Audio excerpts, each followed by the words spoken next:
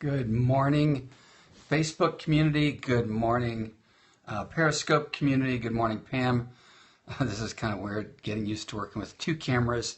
I've got the camera over here for our passion community, for our, good grief, what's this called? For my Periscope community. And I think I'm watching my eyes and it's like they're looking the wrong way at this.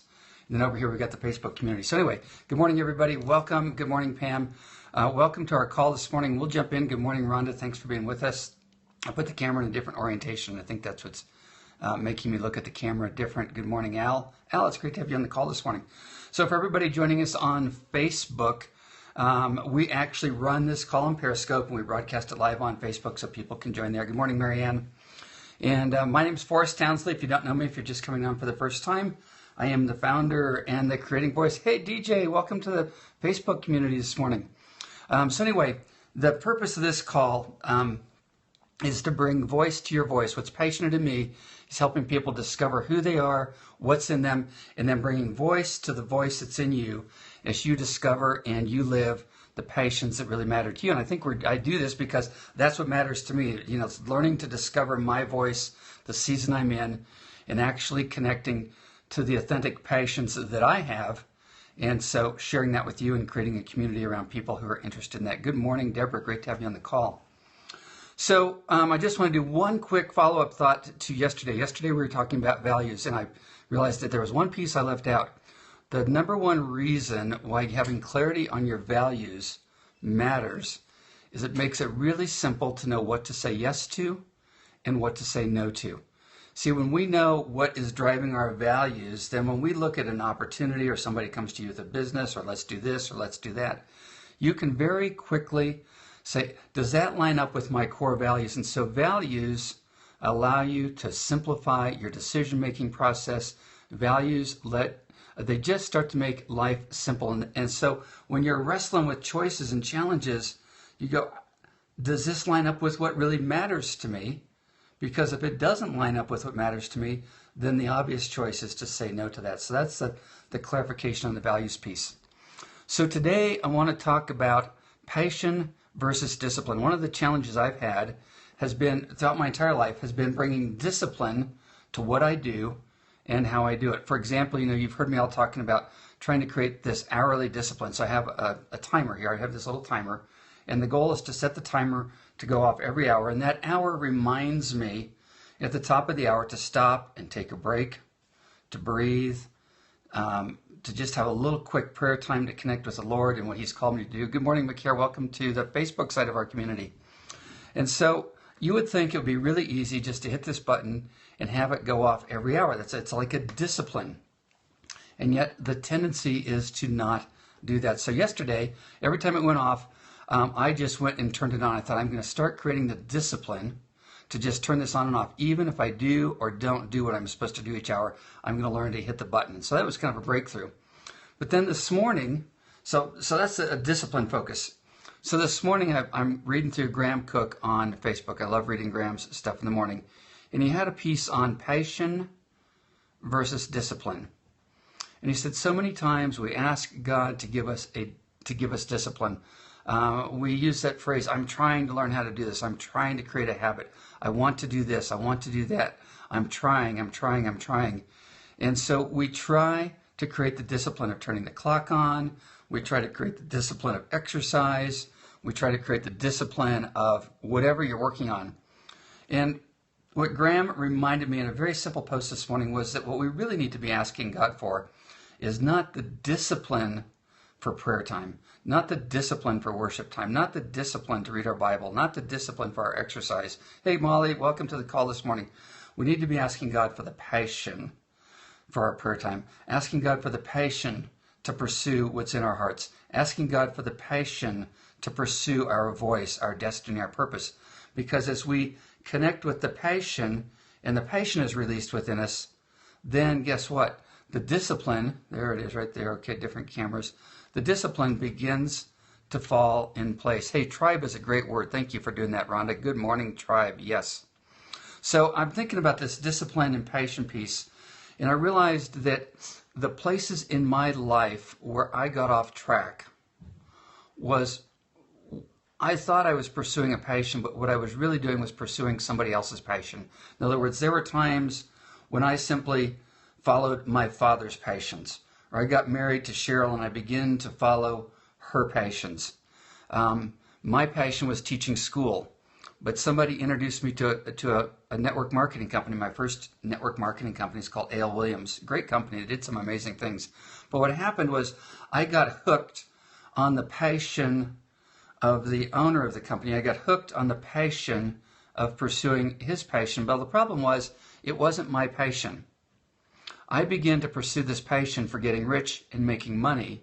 And so I would go to meetings every couple of weeks. I'd get on phone calls every week, trying to connect myself to that passion so that I could go do what wasn't my passion, i.e. selling life insurance, knocking on people's doors at night, in the hopes of creating a community, building a team, and ultimately getting rich, because the challenge of being a school teacher was that everybody knew back in the 80s that school teachers didn't make very much money. I think my paycheck then was like $1,100, $1,200 a month. So I put my energy and I tried to discipline myself to do the things required to pursue a passion that wasn't mine. Now, we still need the discipline to do our job, to do our work, to do the things we need to do. But what we're talking about today, and as we're building this community around passion and destiny. Hey, thanks for putting that up, Al. You guys, thanks for posting. Thanks for sharing, Cheryl. When you guys interact with each other on here, I don't always have a chance to read those, but you sharing, Cheryl sharing, you guys putting your words and thoughts up, that's how the community interacts with each other. So you guys getting your interaction going on there this morning is really, really important as we build this. Okay, that's good. I lost my thought. Check my notes, regroup here. So, summary, discipline becomes much easier when it's rooted in a true passion. So, starting place, ask God to help you discover your passion. You know, a year and a half ago, I said, Lord, help me discover you. And in the process of me asking him to help me discover him, he gave me a passion for that. And so my morning prayer time, the journaling time, you know, the journaling made such a difference for me. I've struggled with journaling all my life. But when I connected journaling to my passion, what mattered to me, getting this message out, it became easy to do, and journaling is no longer a discipline for me. So let's put this into real, you know, so this was last night, that's what I had this morning. Last night, Cheryl and I took a little break, and we watched the next Food Network star, and we watched cooking shows.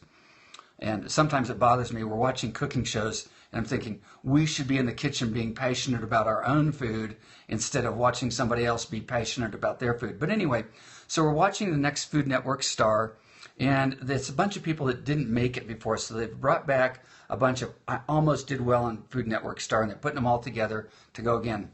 For some of them, it's been like 5 years since they were on the show. So the thing I noticed with all of them, extreme passion for their food. And yet the stumbling block was when they had to do their videos, when they had to connect with the camera, when they had to bring their voice forward. And so as I'm watching them struggle with their video work, what I realized was the easiest thing for me to do was to be critical, was to judge, was to critique, and was to say, why didn't you prepare better? Why didn't you plan better? You know, there's this little thing called Periscope. Y'all could have been practicing your videos for the last 6 months on Periscope, developing your ability to speak on camera. So I'm doing all this critical piece of them. And so then I came upstairs and I decided I needed to rewatch my film from yesterday because I use these Periscopes.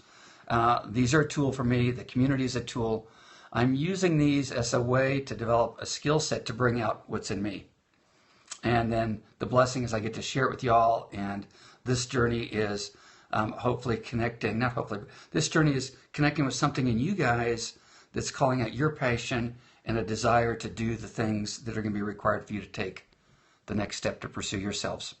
So I'm watching my video and I'm thinking, my gosh, Forrest, who are you to criticize and to critique and to judge and to evaluate these people on video after I just watched what I did on my video and all of the things I saw that were lacking, that weren't good enough, where I wasn't connected, where I dropped my words, where I didn't enunciate clearly, where I looked to the side and threw away a thought. and didn't connect with the camera properly, and my time was off. You know, these guys have 1 minute to do their thing, and so it seems so easy to critique others. And then you look at your own stuff and you go, am I not really good enough to do this? Or am I willing to show up? So here's what I want to close with today. Am I willing to show up and grow? And what all of these people on the Food Network Next Star were doing is they were all willing to show up, to go on national television because they have a passion for food. They have a passion for their message. Now their ability to deliver that message has to be developed. But what they were willing to do was to expose themselves to how many people? I mean, I'm exposing myself, on here to, 10, 15, 20 people?